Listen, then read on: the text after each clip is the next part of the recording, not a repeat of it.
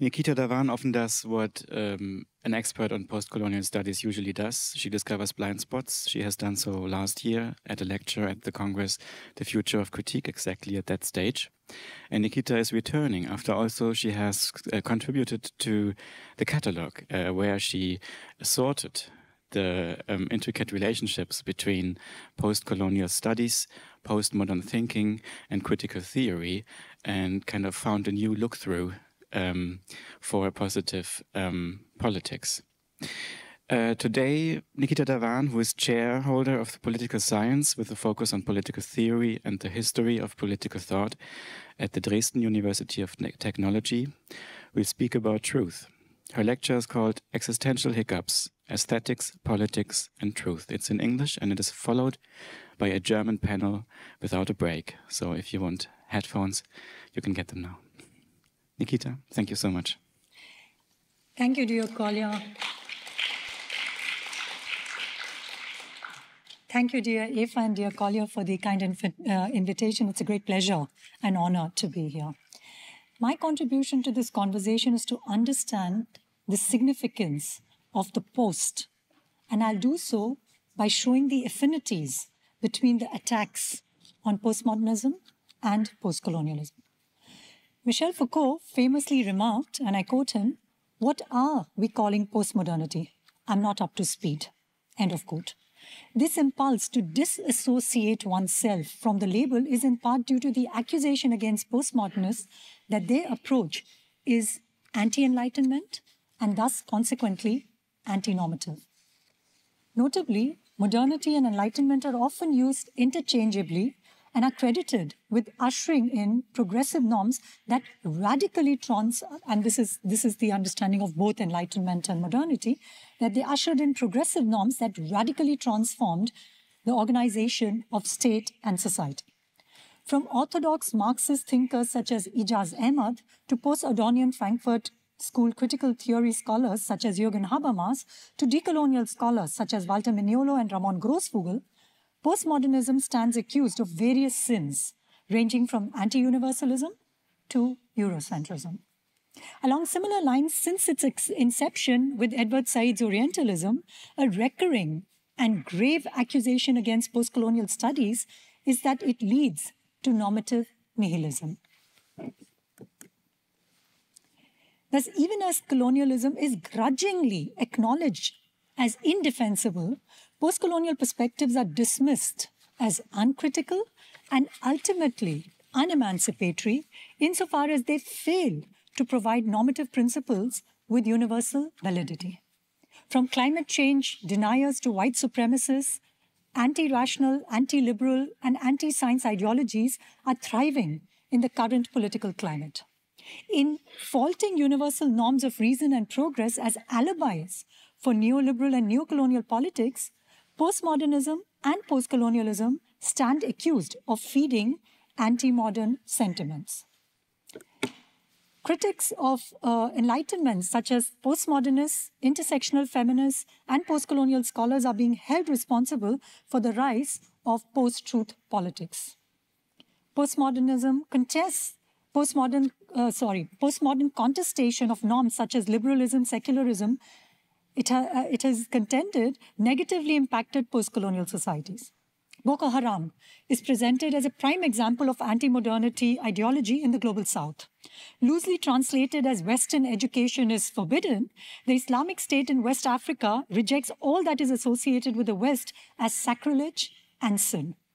It is further argued that instead of emancipating us from fascism and colonialism, the contestation of modernity has ironically strengthened illiberalism and intolerance. Defenders of enlightenment and modernity lament that it is in a wrong move deployed as a shorthand for rationalism, universalism, scientism, and other isms which postmodernism and postcolonialism seek to boycott. The fatwa against Salman Rushdie, which is considered to be one of the best examples of threat to free speech, and the rise of Taliban and more recently of Hamas are proffered as examples of post-colonial cultural relativism and ethnocentric nativism. At the heart of controversy around the post in postmodernism and consequently postcolonialism is the understanding of critique and what counts as critical. While detractors decode the post as anti and consequently accuse postmodernism and postcolonialism of undermining progressive modern norms, in my view, the post in postmodernism and in postcolonialism denotes a complex temporality which alludes to the socio-political, economic, and cultural consequences of modernity and colonialism that endure in our times. Inspired by first-generation Frankfurt School and postmodernism, postcolonial theorists emphasize the profound interconnection between Western reason and genocidal violence. Instead of ushering in freedom and equality, modernity opened a new chapter in the history of domination in the form of fascism and colonialism. The paradox of modernity is that liberal and enlightened values were preached to the colonized, but denied in practice. To quote Frantz Fanon, "Leave this Europe, where they are never done talking of man, yet murder men everywhere they find them, at the corner of every one of their own streets, in all the corners of the globe. For centuries, they have stifled almost the whole of humanity." End of quote. Césaire concludes, Europe is indefensible. One of the staunchest contestations of modernity's emancipatory claims came from the first-generation Frankfurt School critical theory. Theodor Adorno and Max Horkheimer contend that modernity embodies Europe's attempt at domination through instrumental rationality. In the dialectic of enlightenment, they argue that far from ensuring equality and liberty, Enlightenment reason resulted in the barbarism of fascism, their words. As an instrument of power in the service of the privileged classes, modernity succeeded in mastering nature, women, and other minorities. In 1982, Jürgen Habermas attacked the dialectics of enlightenment. I clicked to this slide earlier so that you all have sufficient time to look at it. It's a long quote. In his condemnation of Adorno and Horkheimer, Habermas's choice of words are instructive. He laments that under the influence of dark authors, Adorno and Horkheimer destroy the foundations of reason by writing the blackest and most nihilistic book. End of quote. For Habermas, enlightenment is characterized by modern science and technology, positive law, secular ethics, and autonomous art. These positive and illuminating forces of history have been misrepresented by wayward thinkers like Nietzsche, whose counter-enlightenment positions are dangerous for the future of humankind. Along similar lines, in condemning both society and rationality as repressive, Adorno and Horkheimer end up pulling the rug out from beneath their own feet, thereby depriving themselves of the intellectual and normative grounds for emancipatory thought. So they are accused of performative contradiction. If reason was so corrupted by purposiveness, then there would be no possibility of emancipatory politics, which would render the entire project of critical theory untenable. Habermas remarks, I quote, "It's still difficult to understand a certain carelessness in their treatment," and by there he means Adorno and Horkheimer's treatment, of, to put it quite blatantly, the achievements of Western rationalism. End of quote. The quote goes on, sorry. The achievements of Western rationalism. How can the two advocates of the Enlightenment, which they always claim to be and still are, so underestimate the rational content of cultural modernity that they observe in its elements only the amalgamation of reason and domination of power and validity? Question mark, end of quote. Instead of an access of reason, Habermas diagnoses a deficiency of rationality as obstructing the project of modernity. To fulfill the unfinished project of modernity, the realization and institutionalization of the process of rationalization is imperative, in Habermas's view. In my reading, the triumph of reason can only be celebrated by disregarding issues of race, class, gender, sexuality, religion, and of course, colonialism. In Habermas's scheme of things, differences do not make a difference. in his understanding of a future as the fulfillment of that which is already latent in the present, there is a substantive inevitability and irrevocability. Defenders argue that Habermas's notion of modernity as an unfinished project can incorporate multiple modernities and diversities in forms of life and demonstrates a willingness to be enlightened by non-European cultures. However, Habermas's silence on colonialism and its consequences for critical theory speaks for itself. For Habermas, the norms of modernity are neither historical nor contingent, but universally binding, while all that is non-universalizable and culturally specific falls outside the bounds of truth and morality. Now, when Habermas was asked if his theory was relevant for the third world, he responded, and I quote him again, "I'm tempted to say no. I'm aware of the fact that this is a Eurocentrically limited view. I'd rather pass the question." End of quote. Habermas self-elevates the West as the standard for all other societies and cultures, and despite claims to universality, his insights are deeply parochial, reflecting a specifically Eurocentric history and experience. In this view, non-Europeans who are caught in the past are backward and underdeveloped and need to catch up with European modernity. The narrative of modernizing Eurocentric progressivism is furthermore decoupled from the history of colonialism and its entanglement with fascism as already diagnosed by Hannah Arendt in The Origins of Totalitarianism. So for instance, when Habermas draws on Immanuel Kant to analyze the emergence of bourgeois public spheres as a site of deliberative democracy and gives the example of coffee houses and salons where bourgeois, of course bourgeois men, came together to deliberate about the public use, about urgent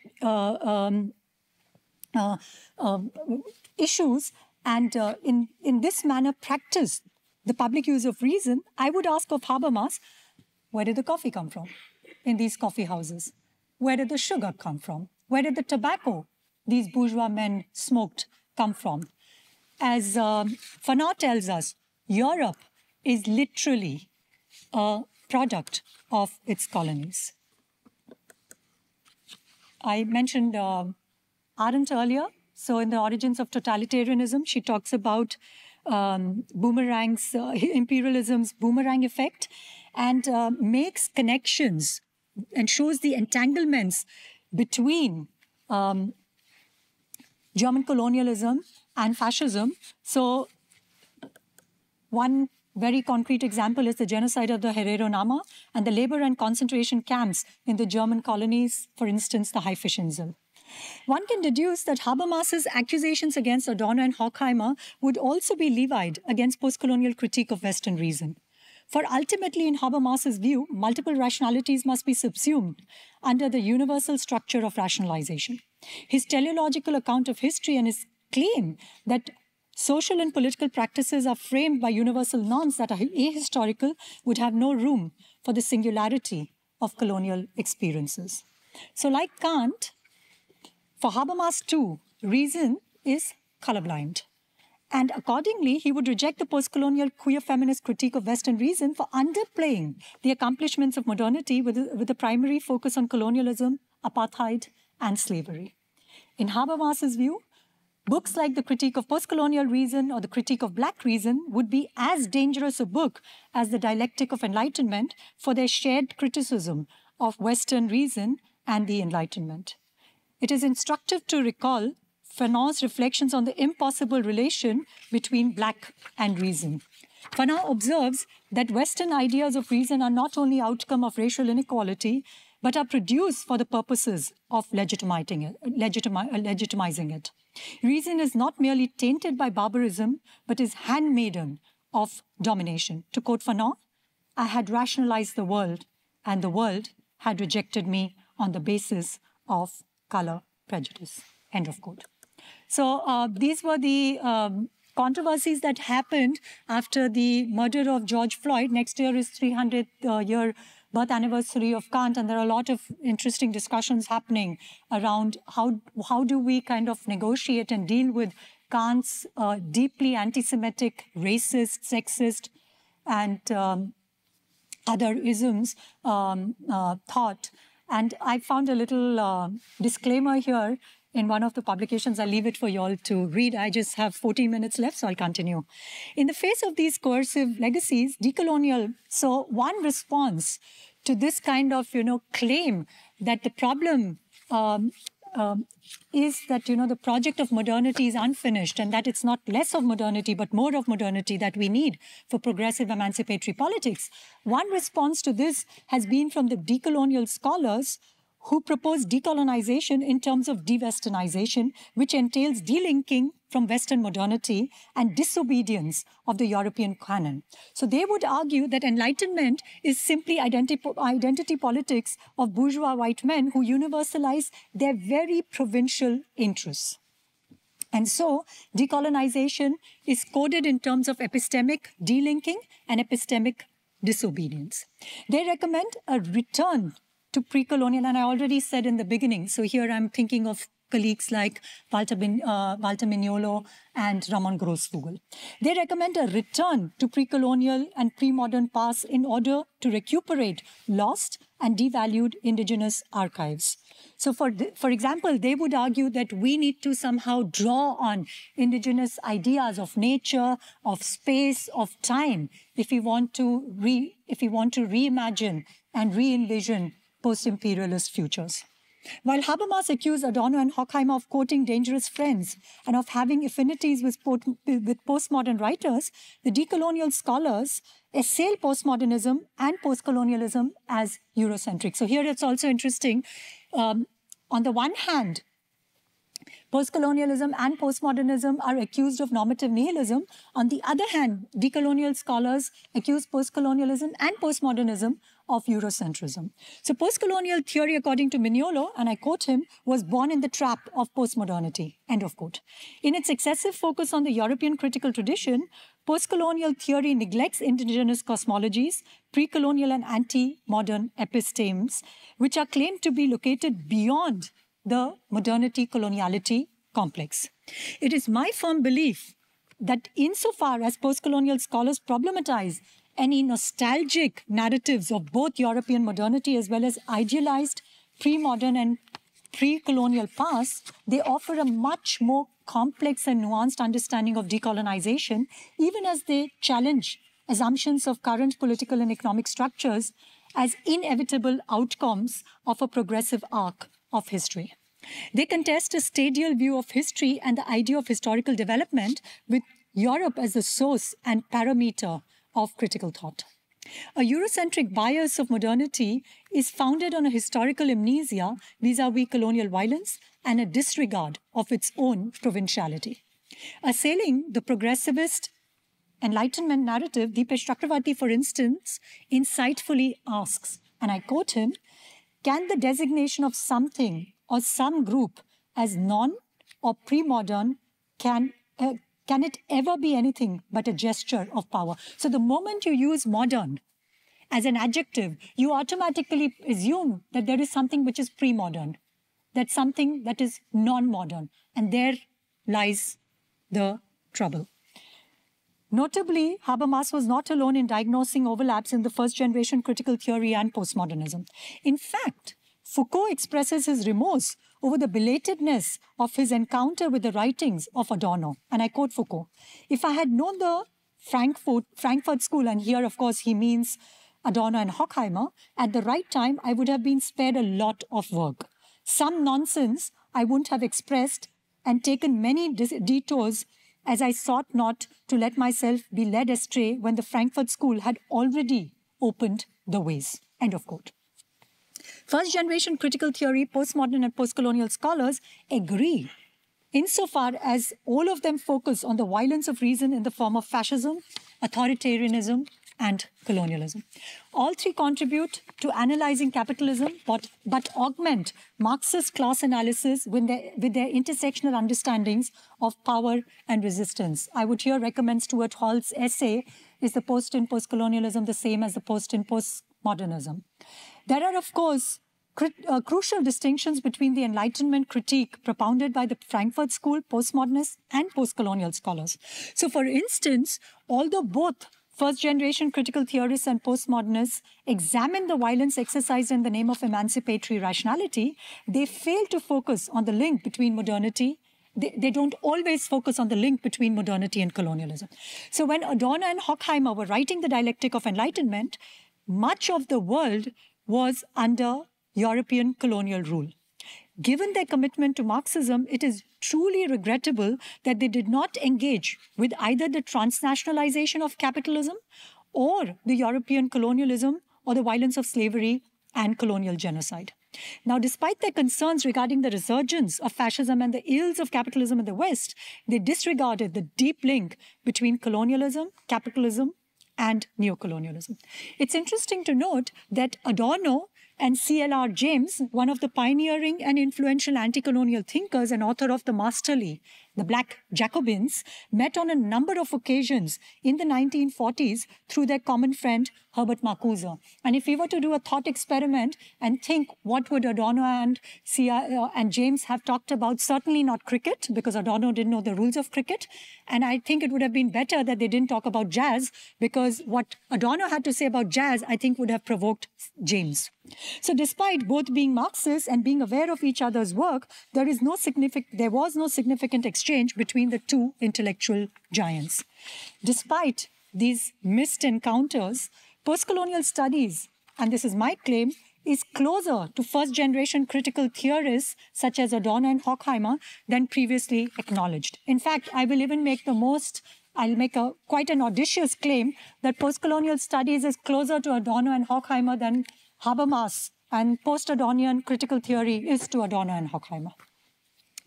These unfinished conversations between Jewish studies and postcolonial studies need urgent attention. Following Adorno and Horkheimer, postcolonial scholars explore the violence of Western reason and modernity without rejecting the Enlightenment, such that the effort is to resist the destructive elements while embracing the enabling ones. Finally, it is important to note that the relation of postmodernism and postcolonialism is marked by mutual and reciprocal influence. I forgot these two slides. So this is the decolonial critique of postcolonialism. And of course, the famous remark by Audre Lorde. And this is what I think in a certain way inspires decolonial scholars, that you can't use the master's tools to dismantle the master's house. That Enlightenment legacies are so deeply contaminated that you cannot, suddenly I was going to speak German, mobilize it to realize the project of decolonization. So now the affinities between postcolonialism and postmodernism, and then I move to my conclusion. Foucault's stay in 1968 in Sidi Bou Said in Tunis during the student movement, and Derrida's experience of being an Arab Jew while growing up in Algeria deeply impacted Derrida playing cricket. I think he knew the rules. While growing up in Algeria, deeply impacted their critique of Western modernity and its coercive aspects. The erasure of these personal experiences in scholarly debates and the significant influence of postcolonialism and postmodernism is, I think, quite regrettable. It makes it imperative to trace the complex entanglements between postcolonialism and postmodernism. For instance, Spivak's groundbreaking translation of Derrida's Of Grammatology from French introduced the English-speaking world to Derrida. Thus, postcolonial readings of Marx, Gramsci, Adorno, Horkheimer, Foucault, and Derrida globalized these thinkers and made them relevant for contexts they neglected in their writings.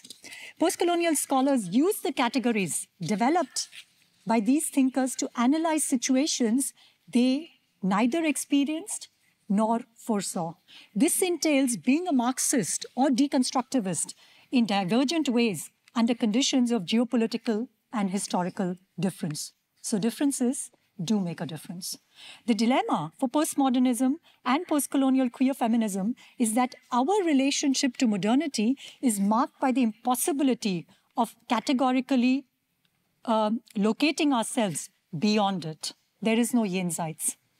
Despite accusations of anti-modernity, in my view, postmodernists, postcolonial scholars, as well as first-generation critical theorists seek to understand the contradictory consequences of Western reason.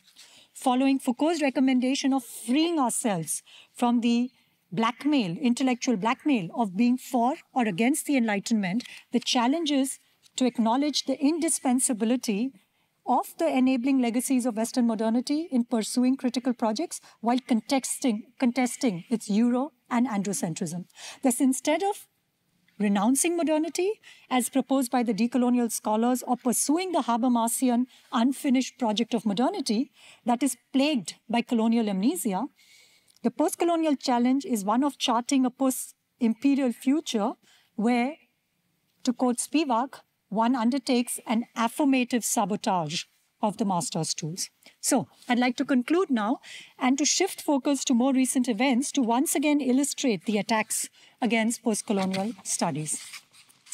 In her book, Susan Neiman praises the Germans for their Vergangenheitsbewältigung. The book is called Learning from the Germans. This book was in 2019, but in more recent talks and writings, she has, I have to restart.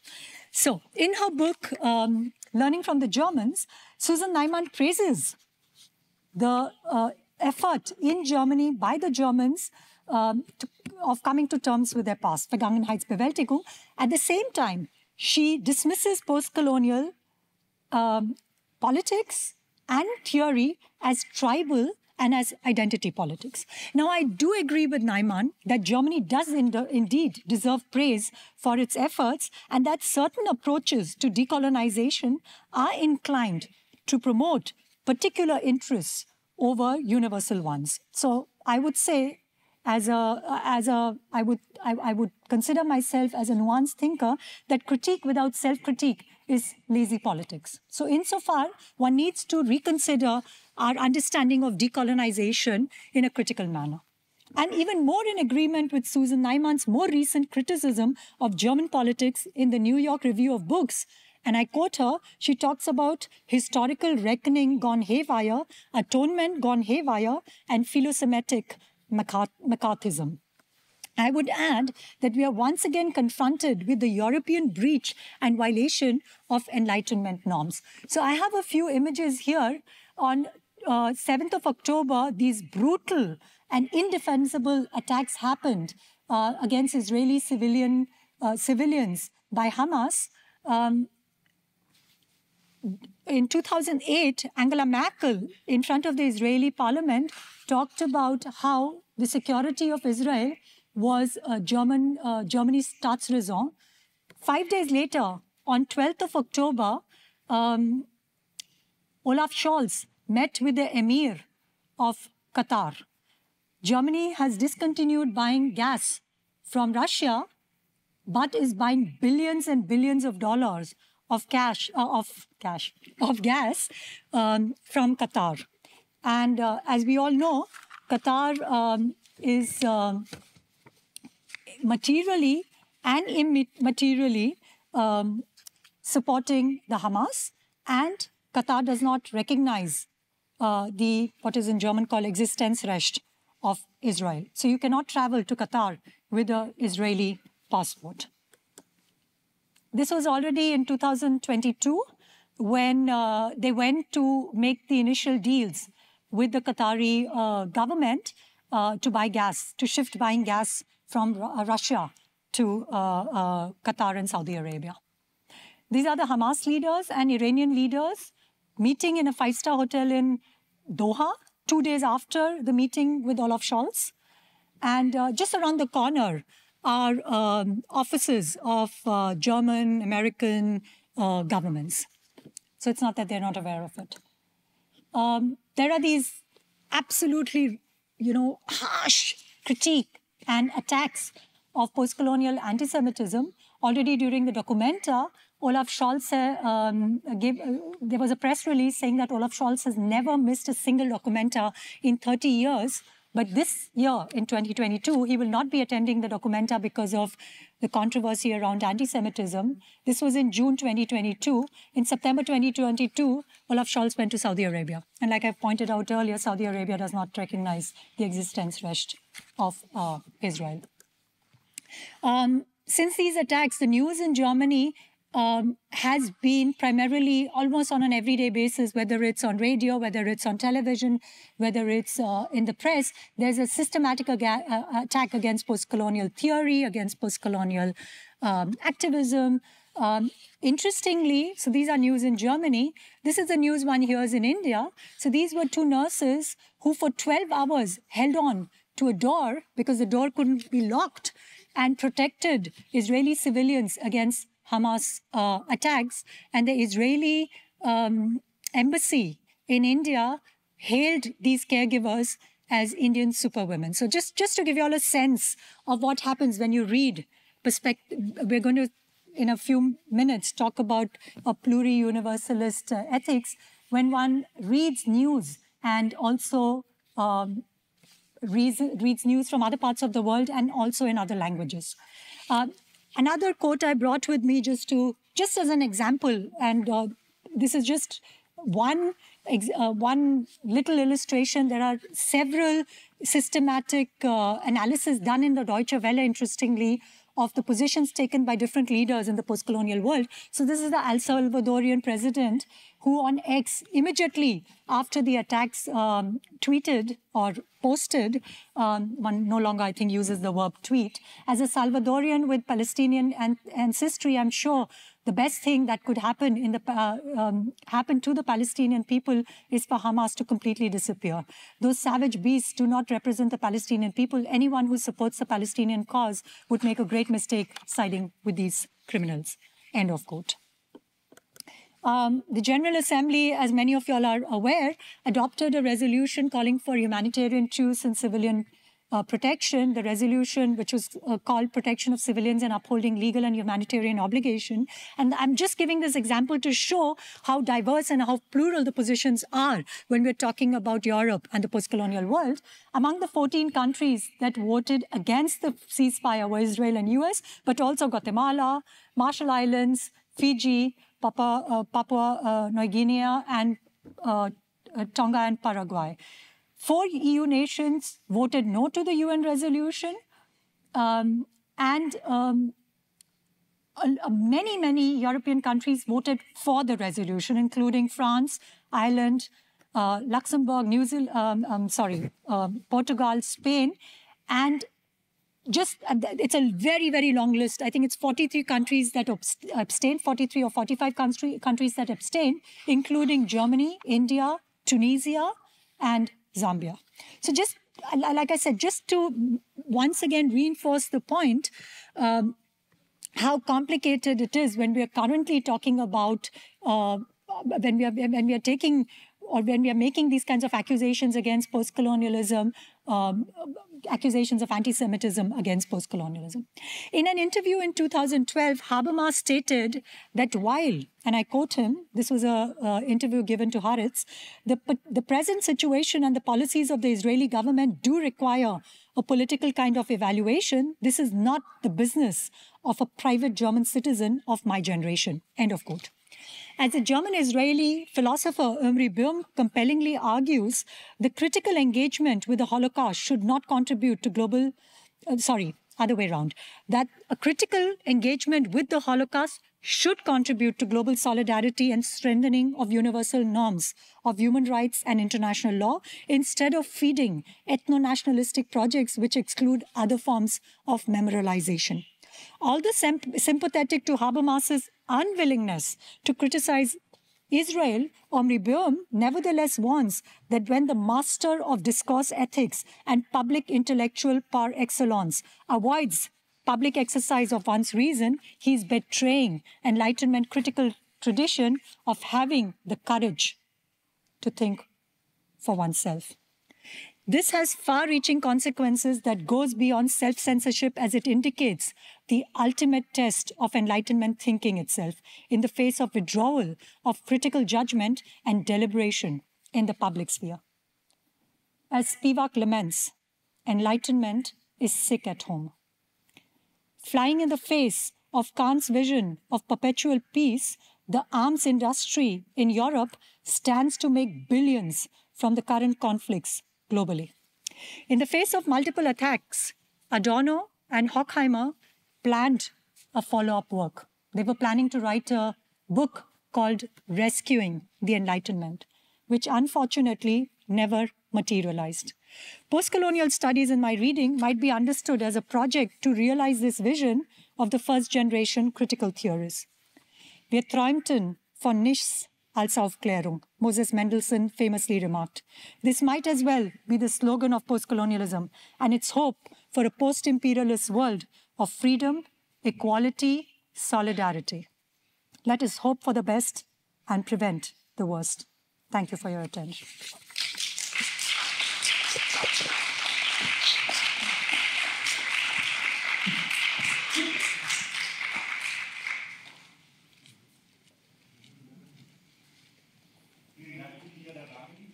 Ich darf nun mit mir aufs Panel bitten, aus dem Raum, Martin Saar, gewissermaßen Lehrstuhlnachfolger des eben zitierten Jürgen Habermas, an der Goethe-Universität in Frankfurt, Professor für Gesellschaftsphilosophie, für Sozialphilosophie in Frankfurt. Zu seinen Veröffentlichungen gehören die Immanenz der Macht, politische Theorie nach Spinoza und Michel Foucault, Ästhetik der Existenz, Schreiben, über die Lebenskunst schreiben. Ich habe hier nur den englischen Titel gerade. Und am Bildschirm Gertrud Koch, die Sie sich ja schon vom Anfang der Konferenz erinnern. Ich werde mich zwischendurch schon mal setzen, bis Gertrud auf dem Bildschirm erscheint.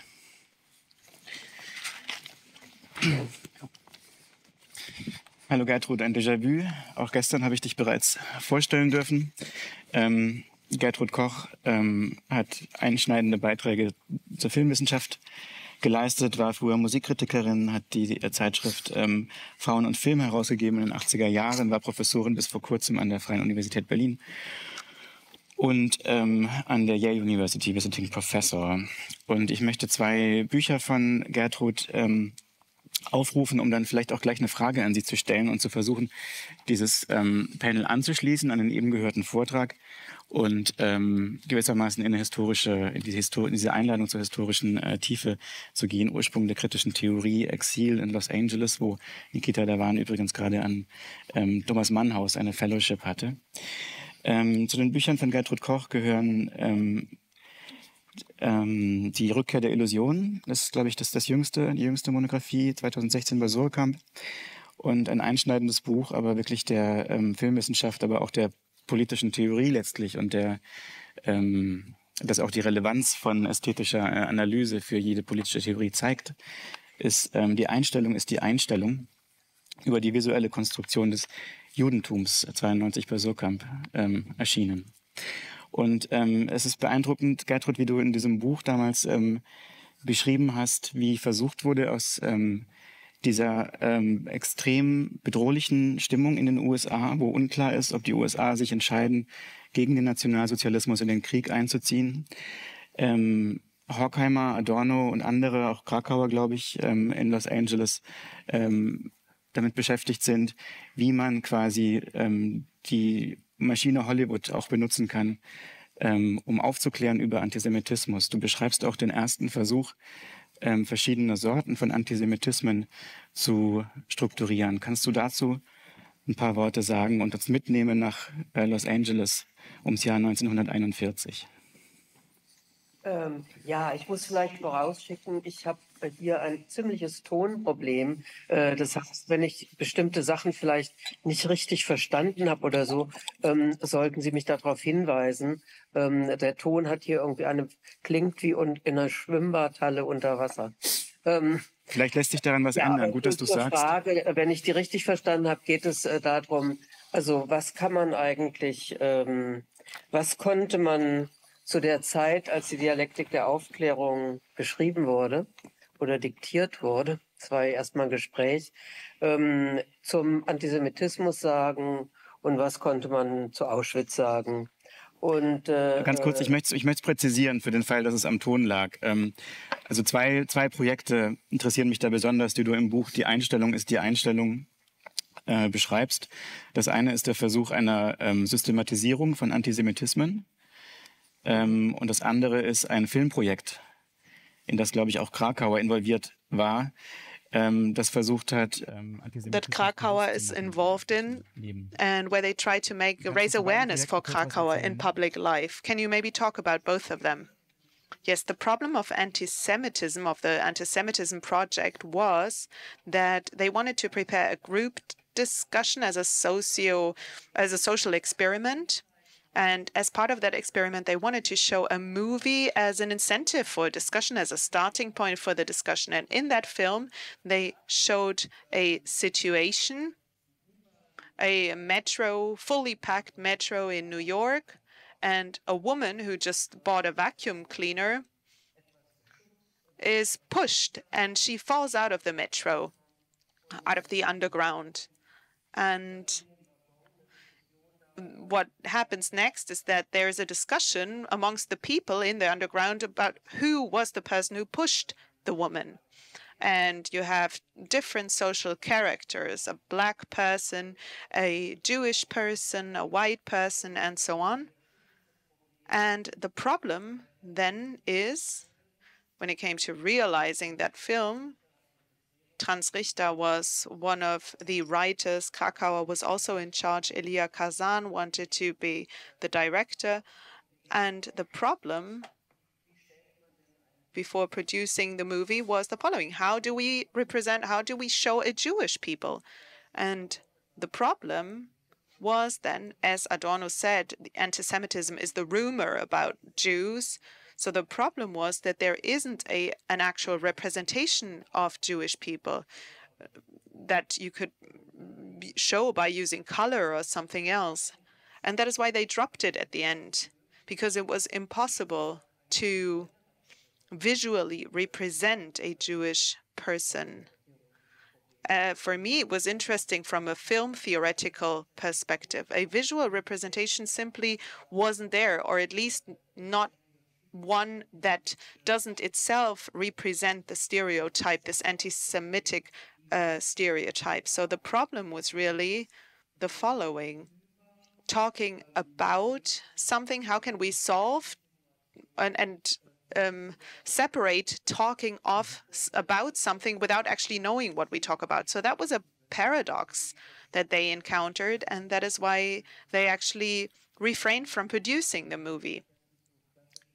And instead of producing the movie, they organized survey and interviewed people about other questions that we know from social research, from sociology.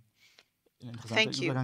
That's very interesting and leads us to the next topic, identity politics. This is another topic that I think is very interesting, especially against the backdrop of this exhibition. One could, of course, argue about what position or what's the role of identity politics in postmodernism, because in identity politics, it's about actual truths, and that's not really something that takes place in postmodernism as well.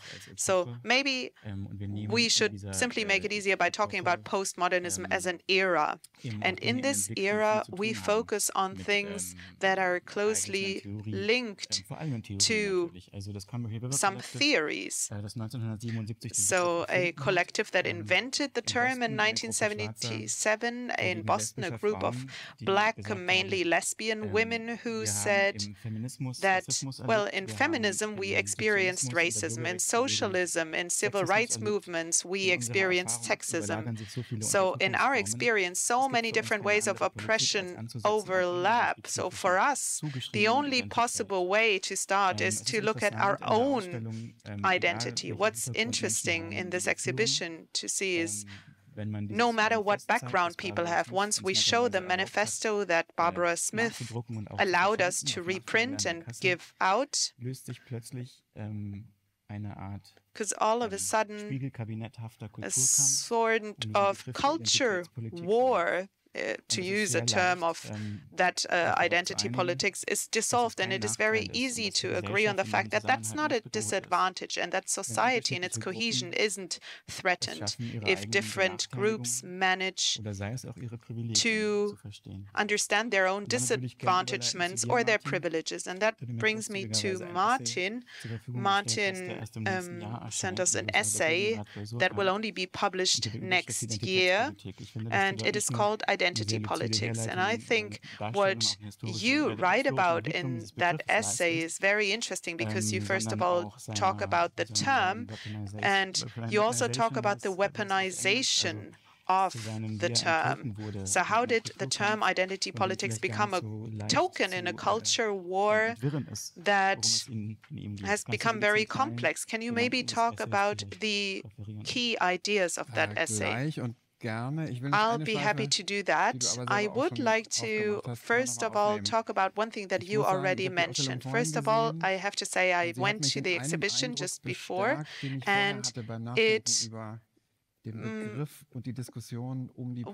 when I thought about the discussion on postmodernism, I thought it was interesting to read there that the numerous dimensions of the postmodernism back then is something that we really underestimate. These different aspects, culture, media history, architecture, all those questions that are located between general culture and design, and the aesthetic revolutions. Back then, they were linked to the term postmodernism, but also the historical and philosophical debates are in themselves already so heterogeneous, so diverse that all you can do is really open up a network and then expand that to the different directions. And this is something that I felt in the exhibition, the fact that I thought the core of postmodernism, of the debate, and Nikita talked about that from a philosophical perspective of the early 80s, that was also only one facet of many other motives. However, having said that, the Combahee River Collective is presented as a part of postmodern history, as a part of the debate, as a part of the topos. That really took me by surprise because in my head, that's a different line. That's more the theoretical, historical transformations of left theory in the broadest sense between the Marxist and the rather feminist movements and the intersections, the fields where they overlap. And I wouldn't have actually brought that together with that first definition or formulation of the the paradigm of identity politics. But you're absolutely right. Today, against the backdrop of the adversaries, we put all of that into one thing. Susan Nyman also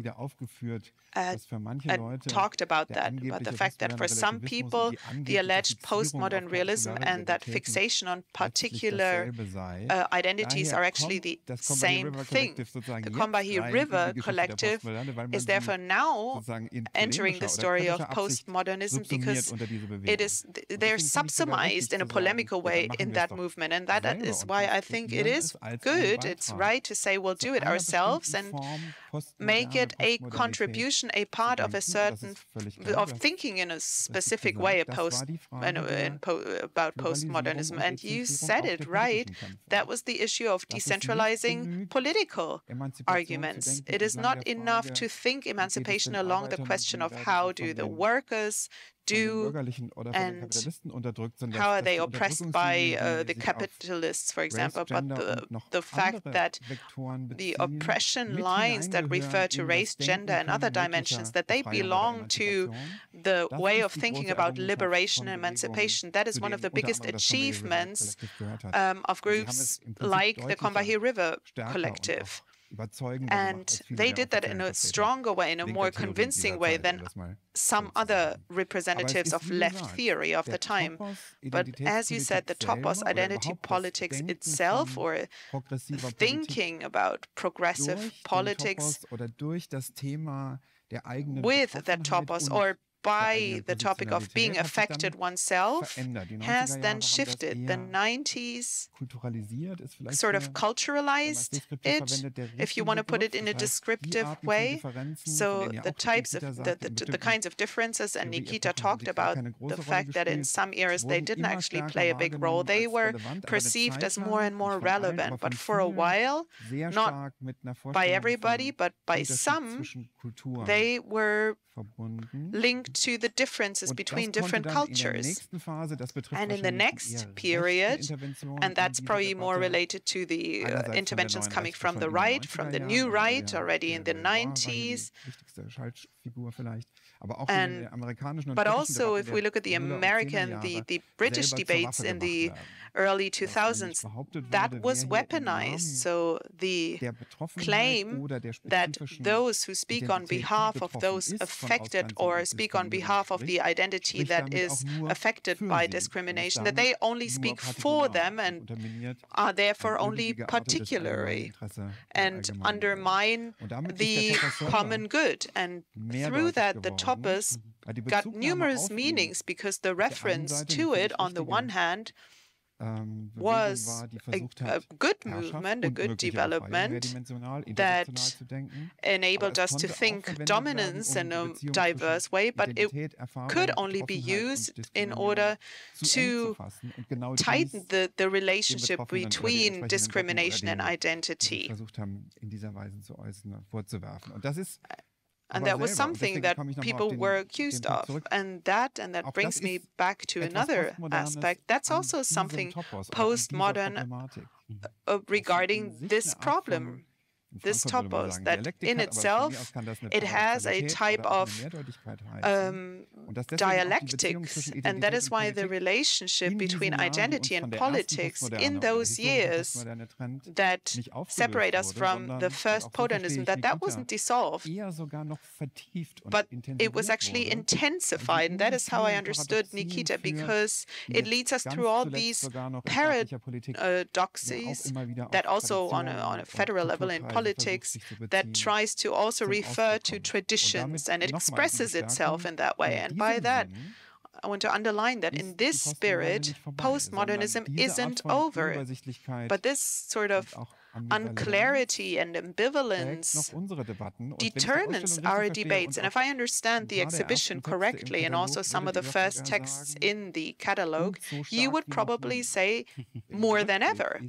In hindsight, this postmodernism between, what did you say, 67 and 92, was actually quite clear compared to the global constellation we have today, that is actually even more fractured into blocks of power, but also coalitions, alliances that now have even taken on new sympathies and contact points. But that doesn't sound like good news.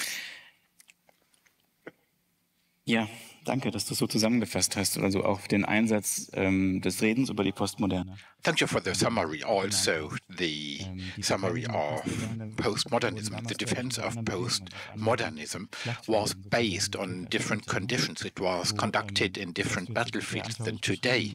And you describe this quite clearly in terms with all the contradictions. Notions with all the contradictions should be closed, so they should become black boxes, which would then be used in culture wars. I think Gertrud would like to take the floor. Perhaps I could add to this. What we are ignoring in the discussion is the historical dimension in these definitions of terms.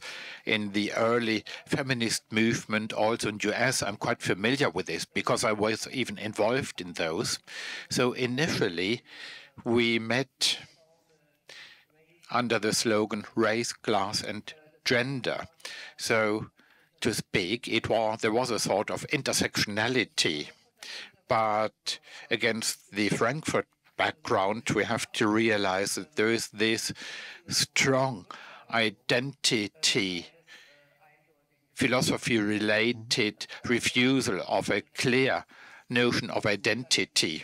So identity is seen as something negative, which is imposed from the outside world and which you must break through. So everything is punished with similarity, with equality. And against this background, if you like, there was this approximation to concentration, because that was about difference, not identity. And what's interesting, and I think Martin is right, what would happen if this tension between identity and difference, if that were not be an integral part of discussion and everything disintegrates into weak groups, that is, the I problem would then be translated into a we problem, and then you are a member of that group or not. And this is an exclusion problem. And there are theoretical and philosophical problems here, whether you can argue in this fashion, whether, so to speak, this we is actually an addressing we, which also addresses the others. Coming back to this example in isolation of a film which wasn't made, it was exactly this problem.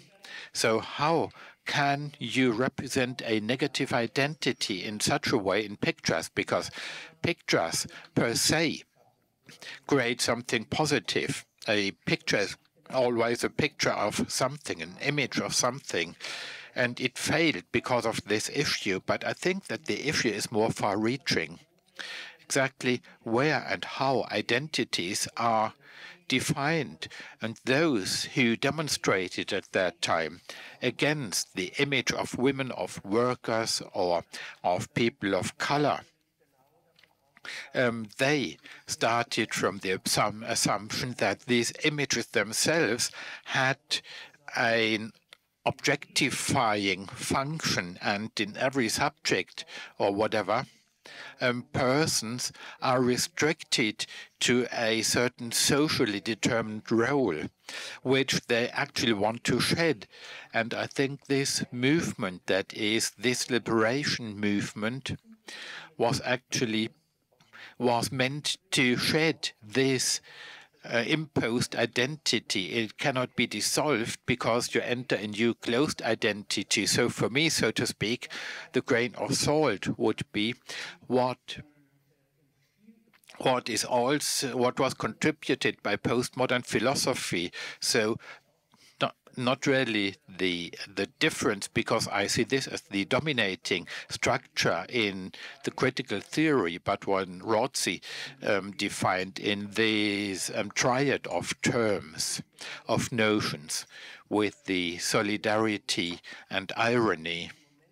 And this moment of irony, which in a way can be quite playful, and this was also described in Wine's presentation, that this was an important moment, which in the Marxian sense, you make conditions dance, and in dance, these rigid, fixed dramas of architecture become fluid. So you have designed it in such a way that it's being remodeled time and again by the users. And what actually is the role of this moment of irony? That is, if you take it seriously and if you do not dismiss it as a sort of playfulness. And I think in there is this moment of insight, of understanding that with this strict identity notion, we cannot really make politics. That is not with a liberating function.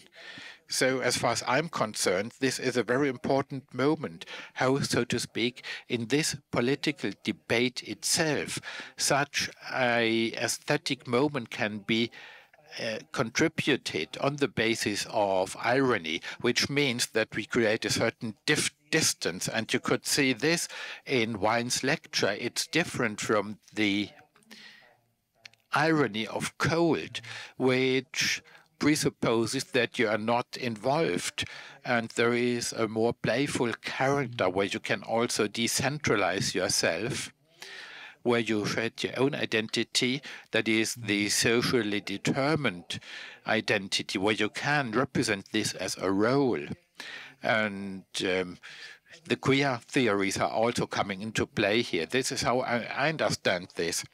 And that is how this developed up to the current discussion, which is about a completely different expansion to a global situation.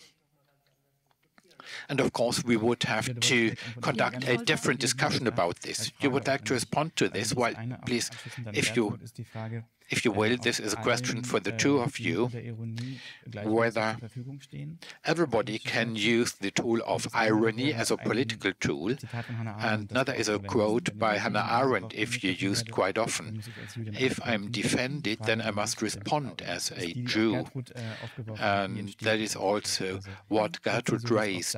How does identity come about? That is it claimed by those who ascribe it to themselves? Or often do you not have a choice, like the 10-year-old future British journalist Peter Pomerantz talked about, who was in Berlin when the war broke out, and he was used as a scarecrow, so to speak.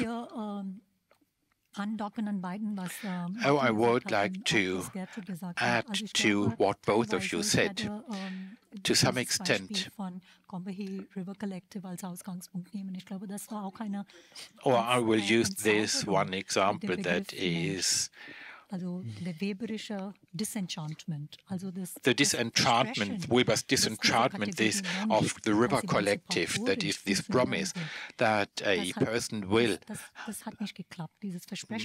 be able to participate. But this promise failed, it didn't work. It was a modern idea. And we are also seeing this in Foucault. Help me, Martin. It's this is drawn on the sand, and with the next ocean, it will disappear like a face in the sand. And this is also this post-humanism. They didn't talk about it a lot. And there we see that Fanon and Said still believed in a secular humanism. That is, despite everything they thought of this. But with Gohemy and River Collective, there is a sort of disillusionment of the promise of the global involvement that all we women, because we all suffer from a universal patriarchy, and this is a link between us, but this failed. This didn't succeed, and in this term I also have a seminar about equality and intersexuality. And yesterday we read Ronald Brood, Entire Woman, and this is a very disillusioning feminism, where this accusation is raised against white feminists that they were complicit in slavery, in racism. And by the way, irony, it's not direct irony, but it's a very good example of this very ambiguous relation to identity, your own identity, but also the identity of others. I've often quoted this poem by Pat Parker. The title of the poem is To White People Who Want to Be My Friend. And I can't quote it in German, I'm afraid. Rule number one is forget that I'm black. Yeah? Matter if you're black or white. So it doesn't matter whether you're black or white. Forget that I'm black. Rule number two, never forget that I'm black. And this is a double bind. I believe that, no, I'm saying this in English, it's a disservice to reduce it to identity politics the way it's understood today. You're clinging on and reducing it to particular interests. So I believe that this ambivalence, this ambiguity, this double bind, and there I think that Hannah Arendt's quote is so helpful. If you're attacked as a Jew, you defend yourself as a Jew. You cannot escape into the universal category of humanity. And coming from Arendt, she was a universalist, and it means something. It also means, to me, this is also a disenchantment with the promise of, well, we are all humans. and thus we are equal. This brings me back to Martin.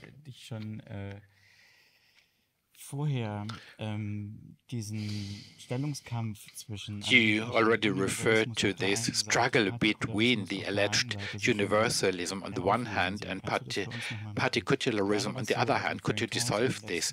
That is what you could also read about in the culture sections of newspapers. That is what ideas of particularism and universalism came about and what is so deceiving about them. Well, referring to this idea that some of these basic attitudes were shifted in the past 40 or 50 years. And I believe we should also say the same with respect to universalism. And I did so in the exhibition. When you read some of the text which we are exhibiting here, it looks quite simple. Postmodernism rebelled against the rigid universalism of modernism, and they try to demonstrate that this universal character or the general or this word that applies to everybody, this type of humanity doesn't exist. It's a sort of ideology that because you celebrate pluralism or decentralism. At that time, interestingly enough, in the reasonable text of the debate, nobody hardly ever said this, but it was a sort of reduced modernism. But it was propagated, and these were the two fronts. Even Lyotard was more complex. He said the promises of unity and universalism of modernism have come to the end even within modern societies, and this is related to technology and scientific progress and the division between different fields of knowledge and expertise. And he said, for this type of complexity, simple notions, simple concepts of generality as propagated by some of the modern ideologies of the 20th century are no longer true. And for this reason, there is now a sort of reflection on these societies, which is also expressed in the fact that it no longer tries to handle everything with simple criteria of unification, of harmonization, generalization. And this was a complex argument for taking universalism seriously, but not because anything goes, but because the promise of a true, strong universalism by the social entities, for the social entities to which it should apply, cannot be honored. So even in Lyotard, which had always been deemed to be a revisionist, and now we are coming to a different question of the panel, so a different ethics, which doesn't fall apart into the standpoints of the individual decentralized groups, but which have a different relationship to their own internal heterogeneity. And for him, the notion of pluriversalism, it doesn't matter in his term. There are other terms, heterogeneity, parallelology, or certain notions of dissensus or internal difference. But by this, he meant to say that these societies must also relate to their internal differentiatedness or heterogeneity. That is, they do not drop any type of orientation in the form of rules. That is the accusation of normalism, which Nikita referred to. So this accusation doesn't apply to the main authors, but it was the proposal that complex societies need different types of self-understanding than those which can be covered with typical terms of unity, such as fairness, justice, and progress. And identity is probably another member of this series for him.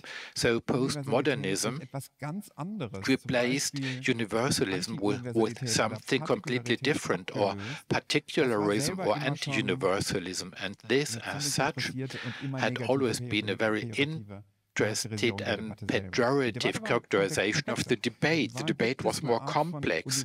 That is whether there was a certain type of universalism which is aware of its own internal tension or its internal fracturedness. And unlike Nikita, I feel that Habermas himself pursued this project. So he is someone for me who, in terms of pluralism, he's not very consistent, but he himself took up this type of late postmodernism, but that would be a completely different debate. But again, the point, it's not that we have simple fronts here, consensus here and dissensus there, or universalism against particularism, but the debate was about whether there was a certain behavior vis-à-vis heterogeneity, which does not equate everything, that is the equality of differences, but which can tolerate this, which can persist in this high-tension relationship and in this very paradox form. If you permit, wouldn't you say that, for instance, Nancy Faeser was accused of pseudo-normalism, and there was this complaint, this accusation that Wolf Hochhaum provided a blueprint for emancipatory politics, which nevertheless is pseudo-normative. And then this famous discussion between Foucault and Noam Chomsky, I believe one of the most frequently seen videos, and there is also discussion about this. So the accusation is raised time and again that this is missing. Foucault actually distanced himself from this label postmodernism, but Chomsky criticized Foucault that normatism is missing there. So he doesn't say that he's a normative nihilist, but nevertheless there was this claim or this criticism that an emancipatory project was missing. Well, the accusations were there, and yes, they were highly ideologized. I wasn't there, and I think you weren't there. No, I was too young. But Habermas apparently actually shouted at Foucault in Frankfurt. That's what I heard. So he actually, he got really loud. What I wanted to say, I think Gertrud wanted to say something, but yeah. So early 80s, I would say though, what then happened at the height of the debate, that's an argument that goes beyond these simple confrontations, these fronts. I would have thought though between 1983 and 1990, that became more obvious, more visible, and by using a phrase that somebody that affects Albrecht Welmer, I think back then that was understood more as a dialectics between modernism and postmodernism. However, yes, the polemics was there. Well, it wasn't a deliberative model, the talk between Habermas and Foucault. That's what I wanted to say. It was an actual conflict. Gertrud? I think we might have to say, though, that that was the typical style in Frankfurt. So to actually be very vocal about dissents, about disagreeing, and in Frankfurt, that was normal. You, as a former Frankfurter person, say that. Yeah, but Max called the next day and he apologized. And however, this really shows that it wasn't a culture based on consensus, and that wasn't the intention. Habermas invited people who he knew he would argue with. However, I wanted to emphasize that what Nikita presented as a critique on Habermas without actually dwelling on that critique too much, but I think Habermas meant it differently. What he wanted to say was, I stay within my framework. I don't want to tell others what to say, how to talk. So my theory isn't a prescriptive theory, and in that way it's not a dogmatic theory. It doesn't actually have that metaphysical claim for the truth, but it has to be actually carried out as a dissent. And I think that's what he meant by it. So it's more of an ethical, yes, to say Israel how to deal. Well, okay, I would say, for example, that he'd think, or he wanted to say, I can articulate my feelings, my ideas, and others can articulate their position, and then we can discuss the whole thing. That was his approach. What quote do you mean by Habermas? Because I found numerous quotes. So what quote of Habermas do you refer to? The third world? Sorry, I didn't understand you there. The relevancy of his theory for the third world? Yes, the Eurocentric. So not Israel, actually. The other quote, the universalism. So not regarding Israel. But I thought maybe we can read both things together in a program of ethical, holding one back, you know, so you don't actually have to press your opinion on anything, on everything. However, I think there is another argument, and it is related to his work as a linguist. So on the one side, the acceptance of the fact that we can't leave our language and its limitations, but on the other hand, we don't have another medium to communicate. And in that way, our dissent is always in a certain framework. I think this is something that we should keep in mind, that language, of course, plays a huge role. And if one can say that there's a non-post-human assumption, then that's an anthropology of language as a shared foundation.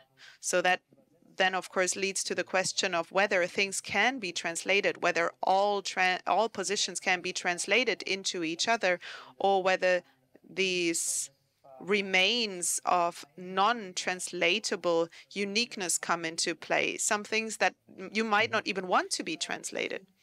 I think these are issues that were way more relevant back then, and that might also have to do with the confrontation with Derrida's position, that in its core also was a linguistic, a philosophical position, whether there are boundaries for Derrida.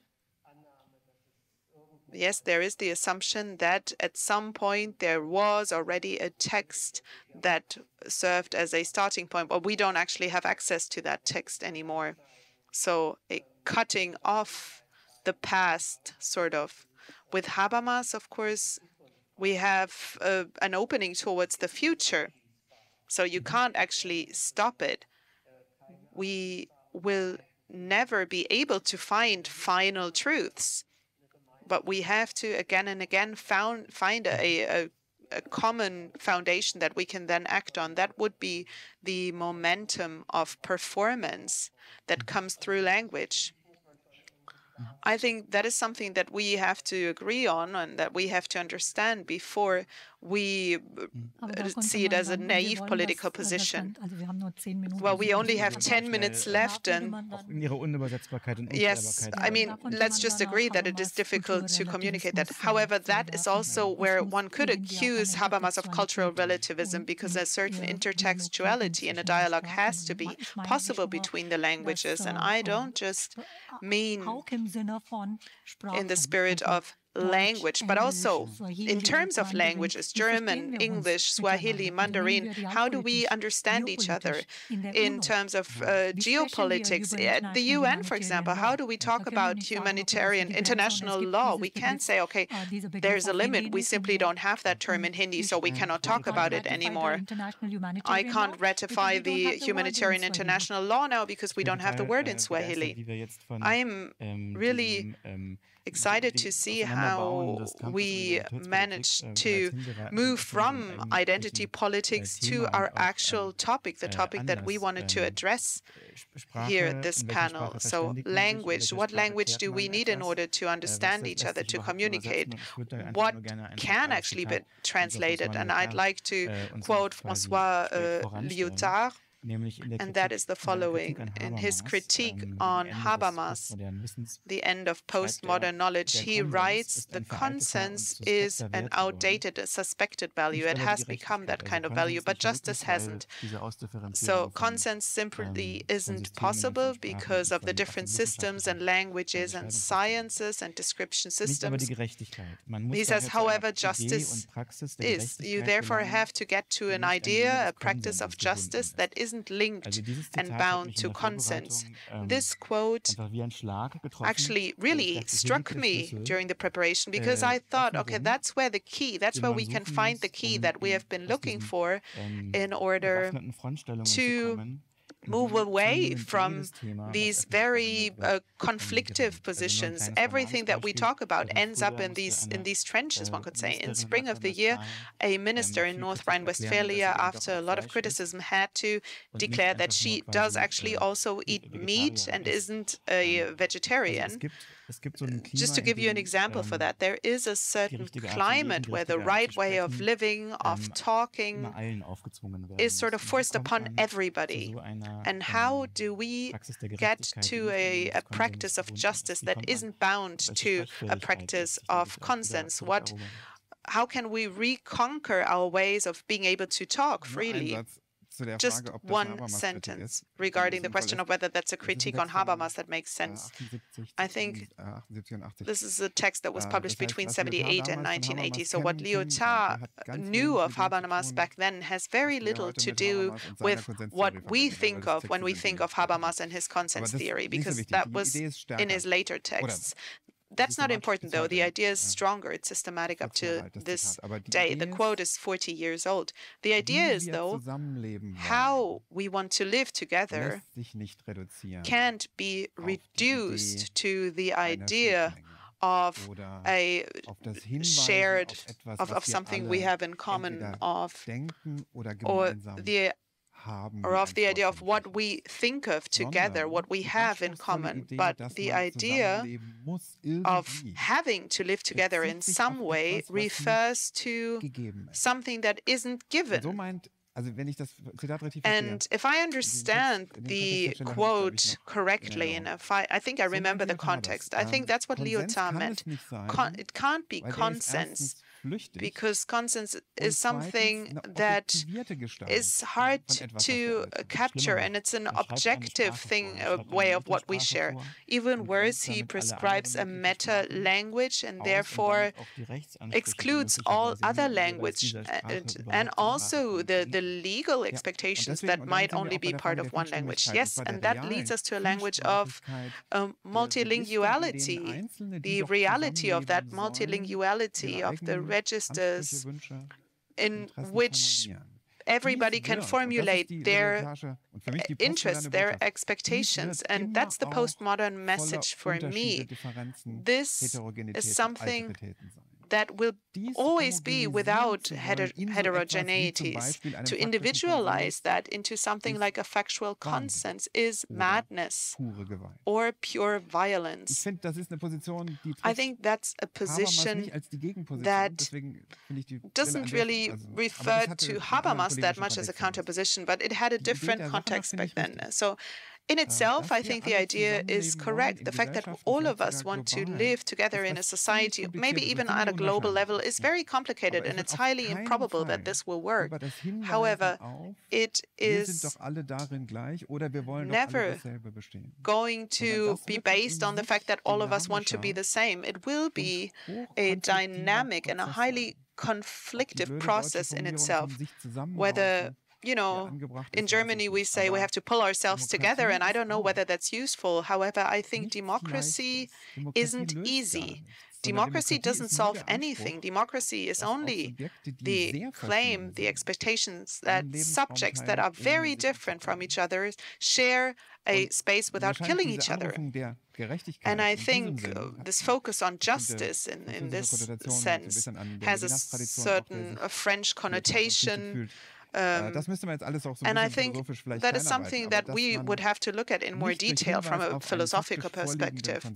But just by saying, okay, we have a certain identity and that way we can live together, that's not going to work. No, we have to actually look at the conflicts, the differences, and deal with them. I think this applies even more now than 45 years ago. Thank you, Gertrud. Yes, I think we might now also want to refer to the violence problem. Adorno, interestingly, in the negative dialectic, found this very interesting way of putting it. So negative dialectic means that you have to negate the existing conditions because they are bad in the way they are. That's the negative aspect of this dialectic. So why can we even think about it? And he does that himself with a historical Caesar by saying after the horrific massacre in the Second World War and the NS regime, we now have something like a break to breathe through, to take a deep breath during history. And I think that's an interesting idea in order to understand that the violent conditions in the world, at least as a thought experiment, can be dissolved.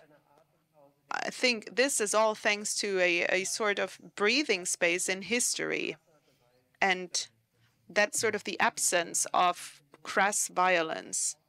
And in that way, I think these pragmatic approaches in terms of language have to be discussed. What would be the alternative? If one would say, for example, yes, we don't actually want to be able to communicate. We're not interested in communicating with each other, in translating our messages. Everybody wants to stay where they are. What would the alternative be? Because, in fact, everything starts moving because people are violently displaced. Everybody is suffering from violence. So the political question is still how we can not maybe make those how can we minimize those violent conditions? And I think especially right now, and Nikita actually focused very much on the present, this problem is something we're confronted with. The return of fascist affect politics that on all sides all of a sudden is linked to the possibility of doing something different. That's also very strange. So that, yes, we have the feeling that breathing space is over and the result isn't particularly positive. Can you maybe just talk about what you mean with fascist affect politics on all sides?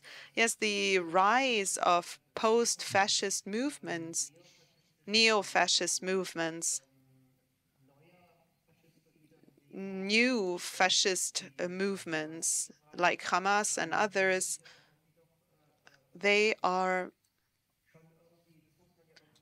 I mean, I think we have to really understand that and read that as social chiffre. So where does that readiness come from to actually either vote for these groups or support those groups or actually think they are an option in order to improve the situation? I think that's interesting. Well, the Hamas was elected in 2006, so, well, I think we just have to address that topic and ask ourselves, where does that come from? Is it the paradox turning around of a postmodern world into a post-fascist world? Yes, just like Henrike Naumann said yesterday, after postmodernism, next is death, is war, is fascism. And I would love to hand that question over to Nikita. I'd like to add another question, and that will be the last round, the last question and answer session of this Congress. No pressure. You ended your speech with Moses Mendelssohn.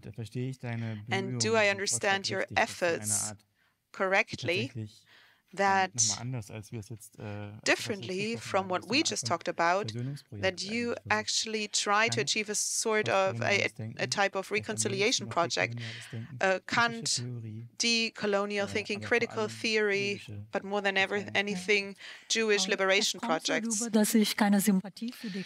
It comes across as if I didn't have any sympathy for postcolonial thinkers, but this is not true. I just want to define the fronts, because often they speak of identities, and that is what postcolonial theoreticians are often accused of, because these positions are usually claimed by colonialists. That is, this refusal of enlightenment is a method of colonialists, and we must be aware of the difference. The postcolonial theoreticians, for instance, such as Said Baba or Ebert Said, have a much more ambiguous relationship to norms such as secularism or human rights or such ideas as justice and so on and so forth.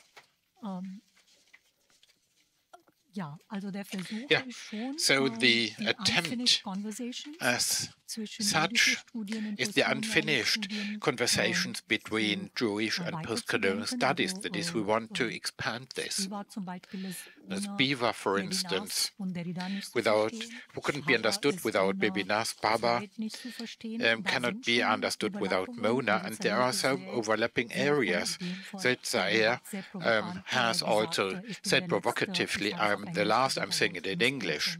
I'm the last Jewish intellectual, and by this he means that he is in the tradition of the exile literature.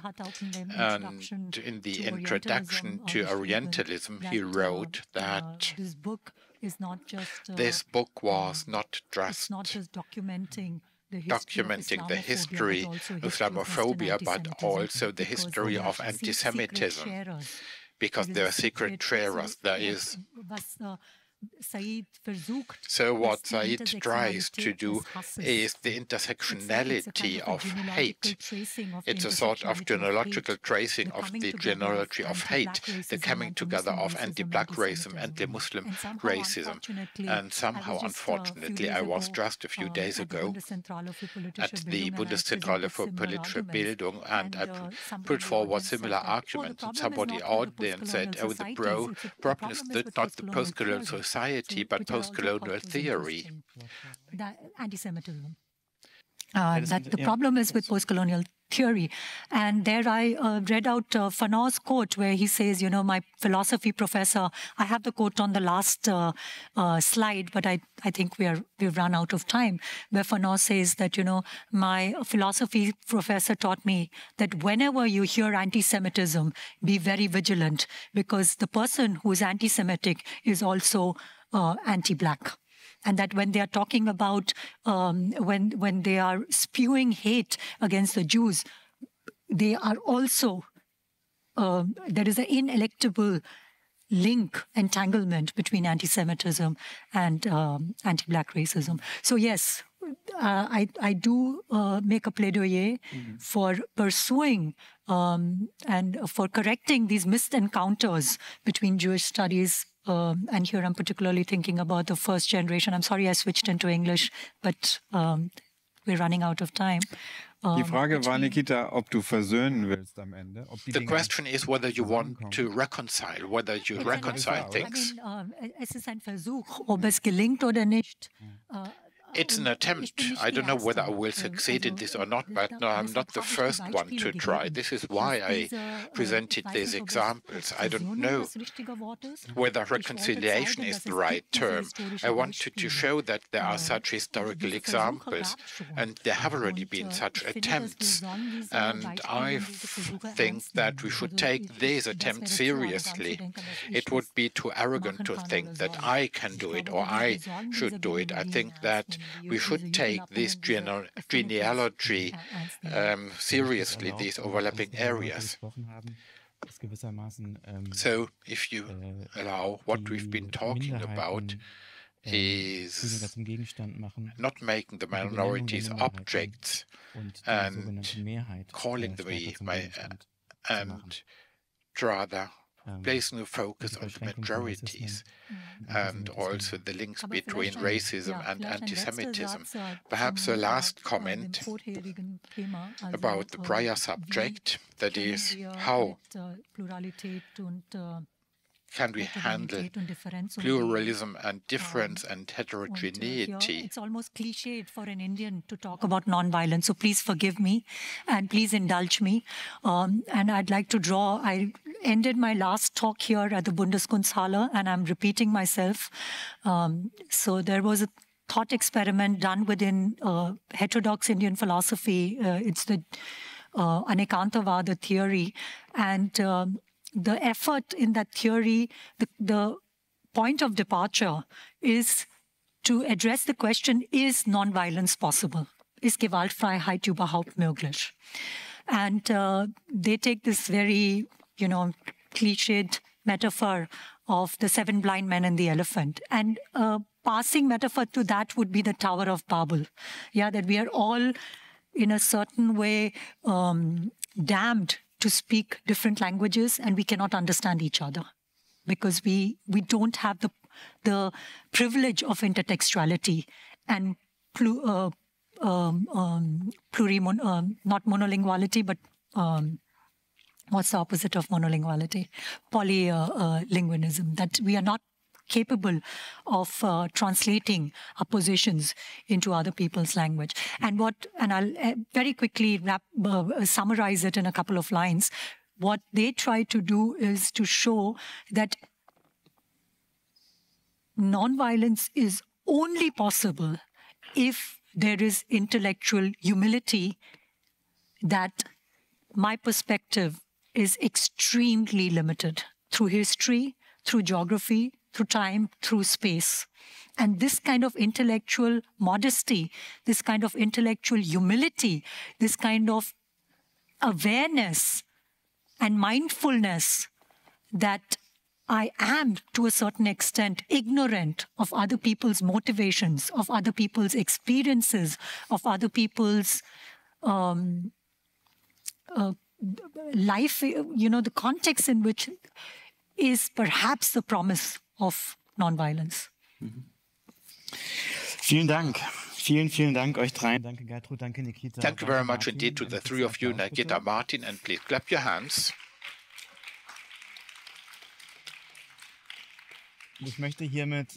And herewith also on behalf of our artistic director and co-organizer Eva Kraus, I would like to thank all the participants of these 2 days for this perhaps a bit blurred and sometimes vague, but very interesting map for the present. Thank you very much for joining us also remotely, and I'm saying goodbye as the host of Studio Bonn, and on the 17th of January I will hand over to my colleagues for a new series about anti-Semitism and racism in Germany. Thank you very much indeed to all the people who worked behind the scenes. More than 20 people made this congress possible. The studio, that is the sound technician, so please clap your hands for everybody who worked behind the scenes.